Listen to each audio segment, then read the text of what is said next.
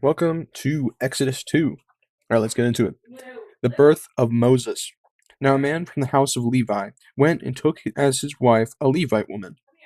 The woman conceived and bore a son, and when she saw that he was a fine child, she hid him 3 months.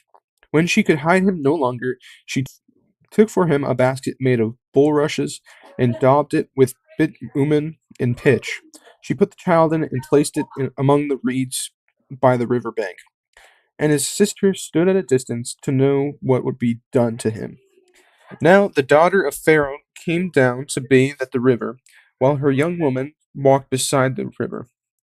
She saw the basket among the reeds, and sent her servant woman, and she took it. When she opened it, she saw the child, and behold, the baby was crying. She took pity on him and said, "This is one of the Hebrews' children."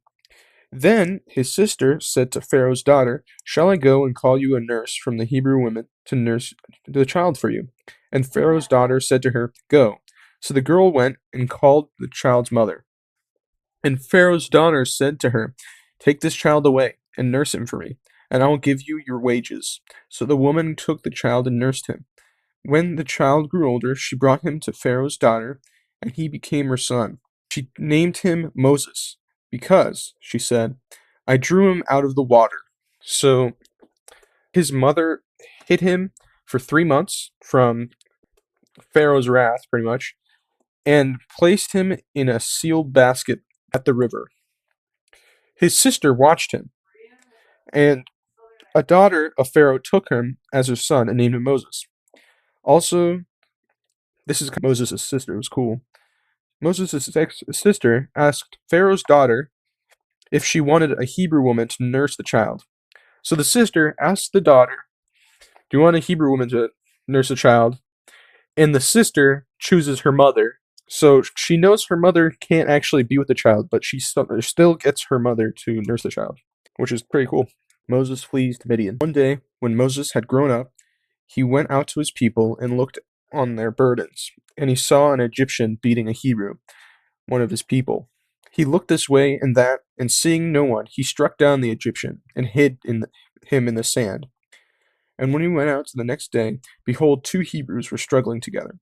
And he said to the man in the wrong, "Why do you strike your companion?" And he answered, "Who made you a prince or judge over us? Do you mean to kill me as you killed the Egyptian?" Then Moses was afraid, and he thought, "Surely the thing is known." When Pharaoh heard of it, he sought to kill Moses. But Moses fled from Pharaoh and stayed in the land of Midian, and he sat down by a well. Now the priest of Midian had 7 daughters, and they came and drew water and filled the troughs to the water their father's flocks. And the shepherds came down and drove them away. But Moses stood up and saved them, and watered their flock. When they had come home to their father, Reuel, he said, "How is it that you have come home so soon today?" They said, "An Egyptian delivered us out of the hand of the shepherds, and even drew water for us and watered the flock." And he said to his daughters, "Then where is he? Why have you left this man? Call him, and that he may eat bread." And Moses was content to dwell with the man. And he gave Moses his daughter Zipporah. She gave birth to a son, and called his name Gershom. For he said, "I have been a sojourner in a foreign land." So, Moses saw an Egyptian beating a Hebrew, probably slave, and killed him. And then Moses saw 2 Hebrew slaves struggling, and I guess probably fighting. And he saw him struggling, and he went to the one in the wrong that was pretty much started the fight. And he's like, "Why do you hit your friend over here?" And then the guy who started the fight was like, "Who gave you the right to judge? Are you going to kill me like kill the last dude?" And Moses was terrified. He's like, "Oh, the secret's out. We got to go."